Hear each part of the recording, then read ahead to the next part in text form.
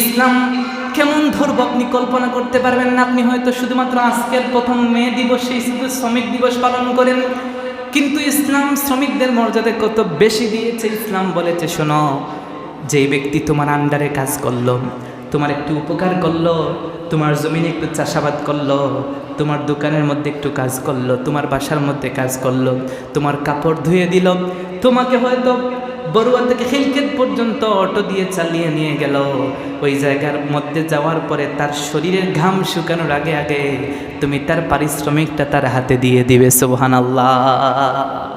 ভাবা যায়? ইসলাম বলেছে একজন শ্রমিকের শরীরের ঘাম শুকানোর আগে তুমি তার পারিশ্রমিক তার হাতে বুঝিয়ে দিবে। এটাই ইসলাম। সুবহানাল্লাহ পড়েন।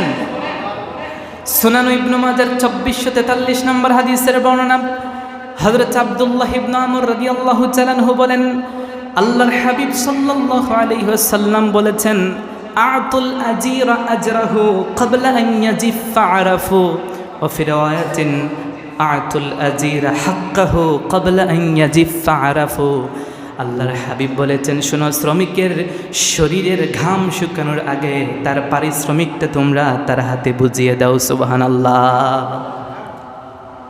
তার মানে বোঝা গেল, আপনি একটা কোম্পানির মালিক অথবা আপনার ঘরে একজন যেভাবে খাটান না কেন, আপনি 2 মাসের বেতন রেখে দিতে পারবেন না। আপনি কখনো তার রিজেকের উপরে লাথি মারবেন? ইসলামটা তো অনেক দূর। ইসলাম বলেছে তার শরীরের ঘাম শুকানোর আগেই তুমি তার পারিশ্রমিক তার হাতে দিয়ে দিবে। এটা ইসলাম দিয়েছে। অতএব আপনি যদি নিজেকে মুসলমান দাবি করেন, তাহলে আপনি মনে রাখবেন, আপনার আন্ডারে যে কাজ করেছে, যে শ্রমিক, আপনি শ্রমিক হন আর আমি শ্রমিক হই, দায়িত্ব হলো তার পারিশ্রমিকটা আপনি তাকে সাথে সাথে দিবেন। আপনি কখনো এটা ঢিলে করবেন না, দেরি করবেন না, ছেঁচড়ামি করবেন